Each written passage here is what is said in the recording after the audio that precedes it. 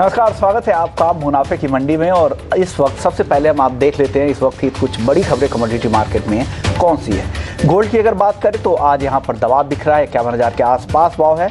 निवेशकों का जो रुझान है वो कैश में रहने पे ज़्यादा है। जिस तरह के उतार चढ़ाव सारी एसेट क्लास में दिख रहे हैं उससे लोग कैश में बने रहना ज़्यादा प्रेफर कर रहे हैं। इस वजह से यहाँ पर बुलियन मार्केट पर भी दबाव दिख रहा है। चांदी की बात करें तो आधे % से ज़्यादा की गिरावट यहाँ दिख रही है। MCX पर 61,500 के नीचे और $21.85 के नीचे कॉमेक्स पर चांदी कारोबार कर रही है। क्रूड रूस पर बैन को लेकर यूरोपियन यूनियन नेताओं में सहमति बन गई है। ब्रेंट $123 के भी पार निकल गया है। हफ्ते भर में सिर्फ 9% तक की तेजी आ चुकी है। नेचुरल गैस आज दबाव है, 680 रुपए के नीचे है। कॉपर चीन में कोरोना नियमों में ढील की खबर से यहां पर सपोर्ट मिल रहा है और सारे ही बेस मेटल्स में जिंक एल्युमिनियम में भी यहां पर सपोर्ट के साथ कारोबार हो रहा है। एग्री मार्केट की बात करें तो यहां पर मेंथा जहां पर दबाव है, मुनाफा वसूली हावी है, 10,1050 के आसपास कारोबार हो रहा है। कॉटन में हालांकि तेजी वापस से दिख रही है। जून का वायदा 45,900 के ऊपर कारोबार कर रहा है। हल्दी हालांकि आज यहां पर सुस्ती के साथ कारोबार हो रहा है लेकिन 8,000 का लेवल बनाए हुए है। जीरा कम उत्पादन, घरेलू मांग ज्यादा है, उससे फायदा मिल रहा है। 21,500 के आसपास भाव है। वहीं धनिया उत्पादन अनुमान कम है, जो एक्सपोर्ट के नंबर आ रहे हैं वो स्टेबल है और 11,400 के ऊपर आज कारोबार है। 0.25% तक की तेजी हम NCDX पर धनिया वायदा में देख रहे हैं। कैस्टर मांग में बढ़ोतरी से यहाँ पर भाव ऊपर चले गए हैं। चलिए कुछ बड़ी खबरें हो गई, लेकिन अब सबसे बड़ी खबर है आज की क्रूड। जो यूरोपियन नेताओं की कल बैठक में इस बात पर सहमति बन गई कि रूस से होने वाले क्रूड ऑयल इंपोर्ट पर पूरी तरह से पाबंदी लगा दी जाएगी। इसका ये होगा कि तत्काल प्रभाव से 75% जो रूस से होने वाले क्रूड इंपोर्ट पर असर पड़ेगा और साल के अंत तक 90% वहां से होने वाले इंपोर्ट जो यूरोप को इंपोर्ट होते हैं वो बंद हो जाएंगे। चलिए इस खबर पर बात करने के लिए हमारे साथ 3 खास मेहमान भी हैं। तपन पटेल हैं HDFC सिक्योरिटी से, जिगर त्रिवेदी हैं आनंद राठी से और सुनील खटके साहब हैं कोटक सिक्योरिटी से। अब तीनों ही मेहमानों का स्वागत है। सुनील जी, क्या लग रहा है यूरोपियन यूनियन के इस फैसले से कितना असर होगा क्रूड मार्केट पे और कितनी तेजी की उम्मीद आप और कर रहे हैं, या ओवरडन है और ऑलरेडी बहुत सारे मार्केट में सारी चीजें डिस्काउंटेड थी, अब यहाँ से बहुत तेजी अब नहीं आएगी? जी नमस्कार विशु मोहन जी। नमस्कार। देखिए, क्रूड ऑयल के जो प्राइसेस हैं वो ऑलरेडी थोड़ा ओवरबॉट जोन में हैं। हालांकि जो यूरोपियन यूनियन है उसका कंसेंसस वीकेंड पे नहीं बन रहा था कि क्रूड के जो सप्लाई है उसको कैसे स्टैगर्ड वे में बैन करें, बट अभी एक सहमति बनती हुई नजर आ रही है। तो ultimately over a period of time उनका यही ऑब्जेक्टिव रहेगा कि कैसे वो क्रूड ऑयल इंपोर्ट रशिया से घटा के दूसरे नेशन से वो बढ़ाएं। तो अभी इससे क्या होगा, 2 से 3 फैक्टर हमें अभी ध्यान में रखने हैं। जो रशिया से जो क्रूड एक्सपोर्ट होता है तकरीबन 3 से 4 मिलियन बैरल तक का अगर हम आंकड़ा देखते हैं, उसकी भरपाई जो है वो कहां से करेगी यूरोपियन यूनियन, ये सबसे बड़ा सवाल है। आने वाले समय में जैसे ओपेक प्लस नेशंस पे ओपेक पे डिपेंडेंसी करेंगे तो ओपेक शायद ज्यादा से ज्यादा 1 मिलियन बैरल तक का भरपाई कर पाएगा और उसके अलावा अगर वो यूएस पे डिपेंडेंसी करते हैं तो लॉजिस्टिकल इश्यूज अभी भी हैं। तो कहीं ना कहीं आने वाले समय में इस फैसले से क्रूड ऑयल का मार्केट जो है टाइट रहेगा। इससे भावों को ऑलरेडी सपोर्ट मिलते हुए नजर आ रहा है। उसके अलावा अगर लेटेस्ट ट्रेंड भी देखें तो यूएस का जो ड्राइविंग सीजन है अभी वो नजदीक है, हॉलिडे सीजन है, यहाँ पे भी जो घरेलू मांग है यूएस में क्रूड की बढ़ेगी, जिससे सप्लाई टाइटनेस और थोड़ा बढ़ने की गुंजाइश है। On the other hand US का गैसोलीन का जो स्टॉक है वो ऑलरेडी दिसंबर 2021 के लोस पे है। तो मुझे लगता है आने वाले समय में ये जो 3 से 4 फंडामेंटल फैक्टर्स जो हैं वो क्रूड ऑयल के मार्केट को सपोर्ट करेंगी। यहाँ से और 3 से 4% तक का मूवमेंट अपसाइड में मैं देख रहा हूँ शॉर्ट टर्म में। तो जो छोटे मोटे ट्रेडर्स हैं जो शॉर्ट टर्म में ट्रेड लेना चाहेंगे, स्ट्रिक्ट स्टॉप लॉस के साथ मुझे लगता है कि एक बाइंग अपॉर्चुनिटी के तौर पे देखना चाहिए। अभी 9,250 के रेंज में इंडियन मार्केट में ट्रेड कर रहा है क्रूड। 9,200 और 250 के रेंज में एक एंट्री लेवल बना सकते हैं। 9,150 का एक स्टॉप लॉस बना के रखें। 9,300 का पहला टारगेट और 9,400 तक का दूसरा टारगेट देखने को मिल सकता है। ओके, 9,400 तक के भी लेवल दिख सकते हैं। हालांकि ओवरबॉट जोन में जरूर है लेकिन अभी भी थोड़ी सी तेजी और यहां पर दिख सकती है। जिगर, आपको क्या लग रहा है, कितनी तेजी की उम्मीद आप यहां से कर रहे हैं कच्चे तेल में? गुड मॉर्निंग विश्व मोहन। फर्स्ट ऑफ ऑल मैं बता दूं कि त्योहार अभी अवार्ड्स का एक दौर चल रहा है। Yet another your award has come to your kitty, so many congratulations for that and I hope ऐसा कोई अवार्ड ना हो जो आपके पास ना आए। क्रूड की जहां तक मैं बात करूं, मुझे लग रहा है 9500 के लेवल्स देखने को मिल सकते हैं। 120, 121 ये एक लेवल है जहां तक प्राइसेस डब्ल्यूटीआई के जा सकते हैं। एंड अभी अभी फंडामेंटल्स यहाँ पे हमने डिस्कस भी किया सुनील जी ने। I think I agree complete with his opinion. And dollar index में भी थोड़ा बहुत वीकनेस दिख रहा है।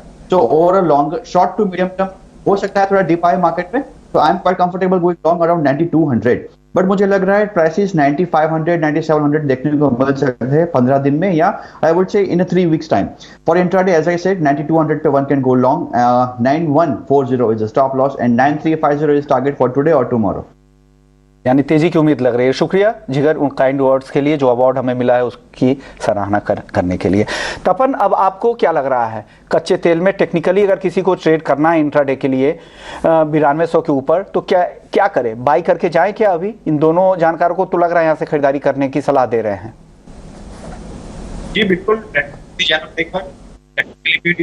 क्रूड ऑयल जो है बुलिश है, और सेकेंडली फंडामेंटल जो परस्पेक्टिव है उसके हिसाब से अगर देखें तो भी वहाँ पे प्राइसेस जो है वो काफ़ी स्ट्रांग है। जो रिसेंट न्यूज़ जो आया है कि ईयू ने रशिया ऑयल के ऊपर जो बैन लगाया है, तो उसका इफेक्ट डेफिनेटली मार्केट में आएगा, क्योंकि रशियन ऑयल को रिप्लेस करने के लिए अभी भी कोई भी फैसिलिटी ईयू की तरफ से उन्होंने तय नहीं की है। नो डाउट रशिया का जो ऑयल है वो एशियन मार्केट्स पे जा रहा है, सामने मिडिल ईस्ट का ऑयल जो है और यूएस का ऑयल यूरोप की तरफ जा रहा है, लेकिन उसको पहुँचने में या उसको जो सप्लाई जो गैप को फिल करने में टाइम लगेगा, तो उसका इफेक्ट जो है प्राइस पे आ सकता है। तो मेरे हिसाब से बाय एंड डिप्स का स्ट्रेटजी कंटिन्यू होना चाहिए। 9150 के लेवल से बाय करना चाहिए क्रूड ऑयल। टारगेट ऊपर में 9320 और 9380। स्टॉप लॉस जो है वो 9040 के बिलो का रख के बाय करना चाहिए। यानी तीनों ही जानकारों को लग रहा है कि क्रूड यहाँ से और तेजी दिखा सकते हैं और 9400 से 9450 तक के लेवल ऊपर में जा सकते हैं। और अभी देखिए, अभी फिर से 2% तक की तेजी बढ़ती अभी जा रही है, 9250 तक पहुंच भी गया है भाव। चलिए बात कर लेते हैं गोल्ड और सिल्वर की। यहाँ पर हालांकि अब दबाव है, लेकिन गोल्ड अब सुस्त है, धीरे धीरे तेजी की तरफ बढ़ता जा रहा है, 51,000 के ऊपर बना हुआ है। जिगर, क्या लग रहा है गोल्ड में आपको? 1850, 1840 के लेवल के आसपास कॉमेक्स में बहुत यहाँ पे एक टाइट फाइट चल रहा है बुल्स एंड बेयर्स के बीच में। मिनट्स तो ये निकल के आई है कि जून एंड जुलाई में इंटरेस्ट रेट हाइक हो सकते हैं, लेकिन अगर हम इन्फ्लेशन की बात करें, जो ब्लूमबर्ग फोरकास्ट है previous month was 8.3, forecast is of 8.2। Recessionary fears भी है, लेकिन सामने अगर हम देखें तो इन्वेस्टमेंट डिमांड भी इतनी बढ़ नहीं रही है। जो भी वॉर प्रीमियम है रशिया यूक्रेन को लेके, चाइना ताइवान को लेके, वो प्रीमियम मार्केट को सपोर्ट दे रहा है। वीक डॉलर इंडेक्स भी मार्केट को सपोर्ट दे रहा है। बट मुझे लग रहा है इंट्राडे के पॉइंट ऑफ व्यू से अगर हमें यहाँ पे पोजीशन लेनी है गोल्ड या सिल्वर में, I think I am quite comfortable going short in gold and silver since we are talking about gold right now. So August contract one should go short around 51,100, 51,200 is the stop loss and 50,900 should be the target. इस target के लिए यहाँ पर short करने की सलाह है। 200 रुपए नीचे का 51,100 करंट लेवल के आसपास की ही कॉल है, इसके आसपास ही भाव है अभी। सुनील जी, आपको क्या लग रहा है गोल्ड में क्या करना चाहिए आज? जी विश्व Mohan ji, I think momentum थोड़ा गोल्ड में पॉजिटिव बना हुआ है, क्योंकि डॉलर इंडेक्स हमने देखा तकरीबन 105 के लेवल से अभी 101.50, 101.60 के रेंज में आया हुआ है। तो जो वीकनेस हमें डॉलर इंडेक्स में देखने को मिली थी, उससे तकरीबन गोल्ड के भाव निचले स्तरों से 1500 रुपए तक का इंप्रूवमेंट जो है हमने लास्ट 3 वीक्स में देखा हुआ है। इवन जो ट्रेजरी यील्ड भी थी, वो 10 साल की जो यूएस की ट्रेजरी यील्ड है वो 3% के लेवल के नीचे ट्रेड कर रही है। तो वो भी एक सपोर्टिंग फैक्टर जो है यहाँ पे प्रेशियस मेटल में देखने को मिल रहा था। On the other hand Europe और रशिया, यूएस की तरफ से फिर से रशिया पे फ्रेश सैंक्शंस की भी बात हो रही है, तो वो भी कहीं ना कहीं एक सेफ हेवन की अपील जो है गोल्ड की बढ़ा रही है। और जैसे जिगर ने भी बताया, चाइना और ताइवान का भी जो कंसर्न है, अभी कहीं ना कहीं यूएस की तरफ से भी चाइना को स्टेटमेंट्स वगैरह आने शुरू हो गए, तो कहीं ना कहीं वो भी एक सपोर्टिंग फैक्टर जो है गोल्ड में देखने को मिल रहा है। तो ओवरऑल मुझे लगता है मोमेंटम, क्योंकि अभी lately weakness in dollar index और ट्रेजरी यील्ड्स के थोड़े करेक्ट होने में जो देखने को मिल रहा है, आज के ट्रेडिंग सेशन में मुझे लगता है उसका बेनिफिट में भी अनदर 300-400 रुपीज देखने को मिल सकता है। तो मेरी जो स्ट्रैटेजी रहेगी वो बाई साइड की रहेगी। 50,960-970 के रेंज में चल रहा है, करंट लेवल के हिसाब से बाई कर सकते हैं। 50,800 का एक सपोर्ट है, वहां का स्टॉप लॉस लगाएं। 51,450 तक का हम टारगेट एक्सपेक्ट कर रहे हैं शाम तक। आपकी प्रेफर वेट क्या है, गोल्ड या सिल्वर? तपन जी मेरे हिसाब से देखा है गोल्ड और सिल्वर आज मॉर्निंग में वीकनेस थी, लेकिन वापस से गोल्ड ने रिकवरी दिखानी शुरू हो गई है। और जो मेन मोमेंटम है वो जैसा बाकी ने बताया कि एक तो सेंट्रल बैंक का अग्रेसिव स्टांस है और दूसरी तरफ इन्फ्लेशन की चिंता बढ़ रही है, तो ये टसल जो है वो आगे जाके जारी रहेगी, क्योंकि ऐसा ना हो काफी इन्वेस्टर जो है एक्सपेक्ट करें कि फेड का जो अग्रेसिव स्टांस है वो बैकफायर ना कर दे और उसका उल्टा असर इकोनॉमी में रिकवरी पे पड़ जाए। तो इसके कारण गोल्ड में जो है वो अपसाइड जो है कंटिन्यू रखी है। मेरे हिसाब से बाय एंड डिप्स का व्यू कंटिन्यू होना चाहिए। 50,950 के लेवल से गोल्ड में बाय करना चाहिए, टारगेट 51,300, स्टॉप लॉस जो है 50,800 का रख के गोल्ड में बाय करना चाहिए। चलिए, ये तो गोल्ड सिल्वर क्रूड की बात हुई, और लेकिन अब एक अहम खबर मानसून को लेकर, मानसून मीटर का जायजा ले लेते हैं। हमारे साथ एक खास मेहमान हैं, जीपी शर्मा साहब है स्काईमेट से। सर, स्वागत है आपका ईटी नाउ स्वदेश पर। सर, आईएमडी की तरफ से तो मानसून का ऐलान हो गया कि केरल में मानसून ने दस्तक दे दिया है। 29 मई को उन्होंने इस बात का ऐलान कर दिया था, लेकिन स्काईमेट का अनुमान क्या है? क्या आपको लग रहा है कि सारी शर्तें केरल में पूरी हो गई है मानसून को लेकर? देखिए, जैसे आपने बताया, मानसून के ऑनसेट के लिए एक सेट ऑफ कंडीशंस होती हैं। वो हमने अपने स्काईमेट की साइट में लिखा भी था, जो कि पूरी नहीं हुई, और उसके चलते हमारे हिसाब से तो अभी वो नहीं होना चाहिए, जो ऑनसेट है वो नहीं होना चाहिए। हालांकि जैसे आपने बताया, आईएमडी का उन्होंने 29 तारीख से ऑनसेट डिक्लेयर किया है। ठीक है, शुरुआत के दिनों में हमने 26 तारीख को बोला था मानसून के आने की संभावना रहेगी, और 27 को आईएमडी ने बोला था, और हमने बहुत कैंडिडेटली एक्सेप्ट किया था। 26 तारीख को नहीं आया, और ना ही वो 27 को आया। हमारा मानना है कि ये जो 29 को भी किया है, कंडीशंस फुलफिल नहीं हुई हैं, और आज के दिन में भी, आज की भी जो कंडीशंस अभी आई हैं रेनफॉल की, आज के दिन में भी वो पूरी नहीं हुई हैं। जो सेट ऑफ कंडीशंस हैं वो 2 दिन लगातार वो पूरा होना चाहिए, तो ही मॉनसून डिक्लेयर होता है दूसरे दिन। ओके, 2 दिन मिनिमम पीरियड होता है उसके लिए, जो इस बार नहीं हो पाया अभी तक। ना वो 29 की डिक्लेरेशन के लिए हुआ और ना अभी तक हुआ है। लेकिन नेशनल वेदर एजेंसी है, उनका मानना है, तो वो उनका अपना जो है अपना विषय है उनका, उसमें हम कुछ नहीं कह सकते। बट जो कंडीशंस है वो सेटिस्फाई अभी तक नहीं हुई है। जी, जैसे 14 में से 9 स्टेशंस पर 2 दिनों तक कम से कम 2.5 मिलीमीटर बारिश जरूरी है। अगर ये शर्त नहीं होती है पूरी, अगर 2 दिन तक लगातार, तो मानसून का आगमन नहीं माना जाता है। तो क्या अगर ये स्टैंडर्ड फॉर्मूला है, तो उसके बाद क्या इसका वायोलेशन तो नहीं हुआ? 14 स्टेशन है, 9 नहीं है, 14 स्टेशन हैं। 9 में से बारिश तो जरूरी है ना, मतलब 9 स्टेशन। जी जी जी, 14 में से 9 में बारिश चाहिए। 9, जी, कम से कम से कम, ज्यादा में हो तो और भी अच्छा है। तो 9 स्टेशन में 2 दिन लगातार वो होने। उसके साथ साथ और भी है, और भी जो क्राइटेरिया जो है उसमें विंड्स का भी है, जो कि बाय एंड लार्ज है। जो रेडिएशंस का होता है, मतलब वहाँ क्लाउडिंग होनी चाहिए, ओवरलार्ज जिसको बोलते हैं, उसकी वैल्यू 200 वॉट पर स्क्वायर मीटर से कम होनी चाहिए, तो वो भी है। बट लेकिन जो मेन जो है विजिबल मैनिफेस्टेशन जो होता है, बारिश जो होती है, और वो मानसून ऑनसेट होने के बाद आप देखेंगे केरल जैसी जगह में लगातार लगभग दिनों दिन बारिश चलती रहती है। लेकिन अभी तो आजकल ऐसा कुछ संकेत नहीं मिल रहे हैं, ऐसा होने के संकेत नहीं हो रहे हैं। तो 2 दिन का भी क्राइटेरिया अभी तक तो वो सेटिस्फाई नहीं हुआ, तो इसलिए उसके चलते मानसून का ऑनसेट डिक्लेयर करना थोड़ा संशय का विषय होगा। क्लियर इंडिकेशन अभी तक भी उसकी पिछले सीजन में उनके लिए तो यही स्टैंडर्ड था, लेकिन इस बार क्या हुआ? क्या उन्होंने अपने स्टैंडर्ड में बदलाव किया है आईएमडी ने? नहीं, ऐसा किया होता तो बहुत अच्छा होता, फिर हमें भी पता चलता। कोई बदलाव नहीं किया हुआ, जैसा अभी तक है। पिछले जब से इसका फोकस शुरू किया तब से वही क्राइटेरिया है, उसमें किसी भी तरह का कोई भी बदलाव नहीं हुआ है वो पिछले बहुत से सालों में। ठीक है, तो इसलिए इस बार भी ऐसा तो कोई बदलाव नहीं हुआ, तो अभी भी वही कंडीशंस जरूर होनी चाहिए, उनका फुलफिल हो जाएंगी। तो उसके बाद मानसून का ऑनसेट, मानसून लेट आता है, कई बार ही आता है, कई बार पिछले साल भी 8 जून को मानसून आया था, और ऐसा दोबारा होगा, पिकअप करेगी मानसून सर्च। ऐसी बात नहीं है कि ऐसे ही चलता रहेगा। मैं तो कह रहा हूँ कुछ दिनों के बाद, लगभग 6-7 की तारीख की बात करें, उसके बाद से तो बारिश आ जानी चाहिए, अच्छी बारिश होगी, केरल में भी अच्छी बारिश होगी।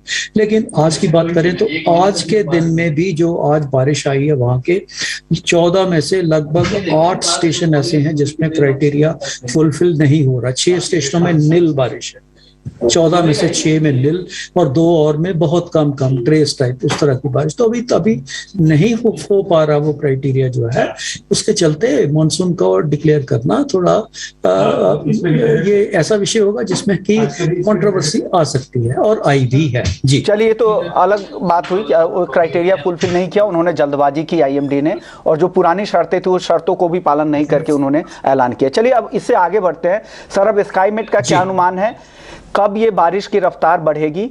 अब तक का अगर पहले हफ्ते, जून के पहले हफ्ते तक का जो रिसेंट अनुमान आप लोग के पास होगा, क्या उम्मीद कर रहे हैं केरल में कब पहुंचेगा, उसके बाद देश के बाकी हिस्सों में कब तक आगमन की उम्मीद करें?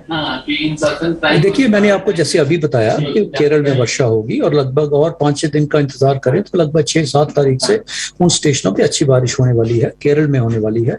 शुरुआत केरल से होती है, जब एक बार ऑनसेट हो जाता है उसके बाद ही आगे उसकी जर्नी और तय होती है कि और कितनी जल्दी पहुंचेगा। लेकिन क्योंकि केरल में ही उसकी शुरुआत, मैं तो कह रहा हूँ 6-7 तारीख के आसपास, जिसको मानसून की वर्षा कहते हैं, अच्छी वर्षा एक साथ काफी स्थानों पर, वो उस तारीख से शुरू हो जानी चाहिए। उसी के साथ साथ वो, हालांकि उससे पहले अगर आप कुछ स्थानों की बात करें, तमिलनाडु में, साउथ इंटीरियर कर्नाटका में, तो वहां पे बरसात होगी जरूर, मॉडरेट शावर्स। कल के दिन में भी बैंगलोर में अच्छी बारिश हुई है, आप हैवी रेन कह सकते हैं। इसी तरह एक आध जगह तमिलनाडु में भी हुई है, लेकिन वो उस तरह का पैटर्न जो होता है वो ज्यादातर प्री मानसून के पैटर्न से मिलता है कि किसी जगह बारिश है, किसी जगह नहीं है। मानसून के आने के बाद करीब करीब आपको पता चलता है कि मानसून करंट आ गई है, क्लाउड्स उस तरह के हैं, लगभग भरपूर बारिश होती है, बहुत जगह पे बारिश होती है, इकट्ठी बारिश होती है सब जगह। तो वो 6-7 तारीख के बाद से ऐसा पैटर्न जरूर बनेगा। अभी तक तो अगर आप अनुमान लगाएं तो जो नॉर्मल डेट्स है मानसून की, उसी के हिसाब से ही चलना पड़ेगा। लेकिन एक बार मानसून जब ऑनसेट अच्छी तरह हो जाता है, फिर उसकी रफ्तार से पता चल जाता है कि बाकी भागों में किस तरह पहुंचेगा। वैसे नॉर्मल डेट के हिसाब से चले तो 10 और 15 के बीच में तो महाराष्ट्र के सारे क्षेत्रों में मानसून काफी सारे क्षेत्रों में पहुंच जाता है। उत्तर पूर्व भारत की बात करें, मैं तो कह रहा हूँ अगले 2-3 दिन में ही आप देखेंगे लगभग पूरा नॉर्थ ईस्ट इंडिया, आप अरुणाचल से लेके उसके डिब्रूगढ़ या तिनसुकिया से लेके नीचे तक जो क्षेत्र है, पूरे गुवाहाटी से भी नीचे तक, इन सभी क्षेत्रों में, असम, लोअर असम तक भी आपको अगले 2-3 दिन में मानसून की आहट जरूर मिलेगी। और वहां तो अच्छी वर्षा हो रही है, नॉर्थ ईस्ट इंडिया में तो बहुत अच्छी वर्षा हो रही है। और मैं तो कहूँगा वो मानसून से रिलेटेड है, जो नॉर्थ ईस्ट इंडिया में हो रहा है उसमें कोई दो राय नहीं होनी चाहिए। लेकिन अभी क्योंकि केरल तट पर अभी उसका आगमन इस तरह का है, तो मैं कह रहा हूँ अगले 2-3 दिन में जो है वहां भी नॉर्थ ईस्ट इंडिया में बिल्कुल प्रॉपर मानसून जिसको बोलते हैं उसकी वर्षा होगी। और मुझे तो ये थोड़ा सा उसका डर है कि वहां एक बार फिर से, जैसे पिछली बारी भी वहां बाढ़ की स्थिति बनी थी पिछले दिनों में, यही असम में लगभग 31 जिले 34 में से प्रभावित हुए थे। एक बार फिर से उसमें खतरा रहेगा पूरी असम वैली में, ब्रह्मपुत्रा में एक बार फिर से जल स्तर बढ़ जाने के कारण बाढ़ का खतरा फिर बढ़ जाएगा। शर्मा जी, अब मेरा सवाल एक ये होगा आपसे कि पिछले कई सीजन में ऐसा देखा जाता है कि मानसून तो सामान्य, आप लोग ऐलान करते हैं कि सामान्य रहेगा इस साल मानसून, लेकिन खेती के एरिया में कुछ इलाके ऐसे होते हैं जहाँ पे अत्यधिक बारिश हो जाती है जिससे फसलों को नुकसान होता है। कुछ एरिया ऐसे होते हैं यहाँ पर सूखा रह जाता है, एवरेज निकलता है तो सामान्य मानसून हो जाता है। तो क्या इस बार ऐसी स्थिति तो नहीं बनने वाली है? बाकी सबका देखिए, आपका सवाल बिल्कुल सटीक है। हर बार ऐसा होता, अच्छे से अच्छे मानसून में अगर आप देखें तो लगभग 15% एरिया उसमें भी ऐसे रहता है जिसमें बहुत कम वर्षा हुई होती है। और दूसरी तरफ बात करें तो ऐसा जरूर होता है कि चाहे मानसून कितना भी खराब हो जाए, लगभग 15 से 20% एरिया ऐसे रहते हैं जिनमें अच्छा मानसून रहता है। ये मानसून का ऐसा, उसकी बिहेवियर ही ऐसा रहता है। तो मानसून की जो स्थिति है सभी क्षेत्रों में एक साथ तो एक जैसी नहीं रहेगी, जिसको आप कहते हैं इक्विटेबल डिस्ट्रीब्यूशन, कि हर जगह अच्छी और एक जैसी बरसात हो, वो नहीं होती। जो आप स्थिति आपने बताई है वो जरूर होगी, इस सीजन में भी होगी। कई जगहों पे वर्षा तब ज्यादा हो जाएगी जब नहीं चाहिए, और जब चाहिए तब हो सकता है बहुत कम वर्षा हो, ऐसे क्षेत्र रहेंगे। लेकिन कुल मिलाकर मैं तो कहूंगा जो कृषि वाले क्षेत्र जो वर्षा पे, मानसून की वर्षा पे निर्भर है, विशेषकर महाराष्ट्र के, मध्य प्रदेश के, उसके साथ लगे हुए इवन छत्तीसगढ़, इन क्षेत्रों में ऐसा संकेत है कि वर्षा ठीक होगी, अच्छी होगी, और वो उसमें कुछ चिंता का विषय नहीं होना चाहिए। लेट शुरू हो जाएगी वर्षा, लेकिन लेट आने से भी मानसून कई बार लेट भी आता है, उसका उससे कोई पूरे सीजन से कनेक्ट नहीं है। अभी भी हम कहेंगे कि मानसून कुल मिलाकर सामान्य जरूर रहेगा, अच्छी वर्षा होगी। देश के मध्यवर्ती भागों में कृषि निर्भर जो इलाके हैं, क्षेत्र है, उनमें भी अच्छी वर्षा की संभावना रहेगी। हाँ, दूसरा हाफ जो मानसून का है, जिसमें कि हम अगस्त और सितंबर की बात करेंगे, उसमें परिस्थितियां ऐसी बन रही हैं जो समुद्री परिस्थितियां हैं, जो इंडियन ओशन की उसमें चलते वोलाटिलिटी देखने को, उतार चढ़ाव देखने को ज्यादा मिलेगा। उन 2 महीनों में हमें वॉच आउट करना पड़ेगा। जी, आपने वक्त निकाला और पूरा समझाया कि कब तक मानसून की एंट्री के लिए क्या स्थिति होनी चाहिए और शर्तें क्या है। और जो एक कॉमन शर्त ये है कि जो केरल के 14 स्टेशन है, उसमें से 9 स्टेशन पर लगातार 2 दिन तक अच्छी बारिश का उन्होंने कहा कि अगर जो 2.5 मिलीमीटर अगर लगातार 2 दिनों तक कम से कम 9 स्टेशन पर बारिश हो, तब आपको मानसून के आगमन की जो शर्त है वो पूरी होती है। लेकिन आईएमडी ने इसकी अनदेखी की है, ऐसा स्काईमेट को लगता है। शुक्रिया सर, आपने वक्त निकाला हमारे लिए। चलिए वापस से आगे बढ़ते हैं और वायदा बाजार की ओर लौटते हैं। हमारे तीनों मेहमान बने हुए हैं। बेस मेटल्स की बात नहीं हो पाई थी, मेटल की चाल देख लेते हैं। एक रीबाउंड की स्थिति बन रही है पिछले 2-3 कारोबारी दिनों से। सुनील जी, मेटल में जो रिबाउंड दिख रहा है, चाइना फैक्टर है या कोई और फैक्टर है? और आपको लग रहा है कि अगर पॉजिटिविटी बनी रहेगी तो कुछ खरीदने के लिए आपका मन हो रहा है क्या मेटल में? जी विश्व मोहन जी, मुझे लगता है एक तो डॉलर का कमजोर होना सारे ही डॉलर डिनोमिनेटेड कमोडिटीज को थोड़ा सपोर्ट कर रहा है, और दूसरा जैसे आपने बताया चाइना में अभी रिस्ट्रिक्शंस धीरे धीरे ईज आउट हो रही हैं, और चाइना की जो मॉनेटरी पॉलिसी है वहां पे थोड़ा प्रूडेंट सपोर्ट जो है देखने को मिल रहा है। उन्होंने अपने की इंटरेस्ट रेट्स घटाए हैं और गवर्नमेंट भी इनिशिएटिव्स ले रहा है कि इंफ्रास्ट्रक्चर और मैन्युफैक्चरिंग सेक्टर को बढ़ावा दे, और इवन बैंक ऑफ जापान ने भी अपने रेट्स घटाए हैं। तो कहीं ना कहीं एशियन कंट्रीज की तरफ से थोड़ा मॉनेटरी ईजिंग का दौर जारी है, मैन्युफैक्चरिंग को सपोर्ट कर रहे हैं, तो उसका हमें असर जो है बेस मेटल में देखने को मिल रहा है। तो इंटरडे पर्सपेक्टिव से मुझे लगता है copper pick of the commodities रहेगा बेस मेटल में। 783 के रेंज में बाई कर सकते हैं, 780 का एक स्टॉप लॉस लगाएं, 790 का इंटरडे टारगेट कर सकते हैं। कॉपर आपकी पिक है 790 के टारगेट के लिए। तपन, आपकी टॉप पिक क्या है मेटल में आज? जी, मेरी क्या यहाँ पिक रहेगी, मैं ट्रेंड पॉजिटिव है। जो रिसेंट लो बनाए थे, एक अच्छी रिकवरी यहाँ पे चार्ट पे भी देखने को मिली है। और जैसा सुनील ने बताया कि चाइना ईजिंग हो रहा है, शंघाई ने वेडनेसडे से जो सारी इकोनॉमिक एक्टिविटीज जो उसको रीओपन करने के लिए बोल दिया है, और जो ओवरऑल इन्वेंट्री लेवल्स है वो भी काफ़ी कम थे, जिससे कोविड की वजह से जो डिमांड जो है वो पिकअप नहीं हो पा रही थी। लेकिन अभी मार्केट ओपन होगा, डिमांड पिक आ सकती है, तो सारी इफेक्ट आ सकती है कॉमोडिटीज में, बेस मेटल्स में। लेकिन मुझे लग रहा है जिंक और कॉपर दोनों अच्छे रहेंगे। जिंक में खासकर 334 के लेवल से बाय करना चाहिए, 339 का टारगेट और 331 का स्टॉप लॉस रख के जिंक में बाय करना चाहिए। जिगर, आप क्या खरीदेंगे? जिंक और कॉपर 2 अब तक निकली है पिक।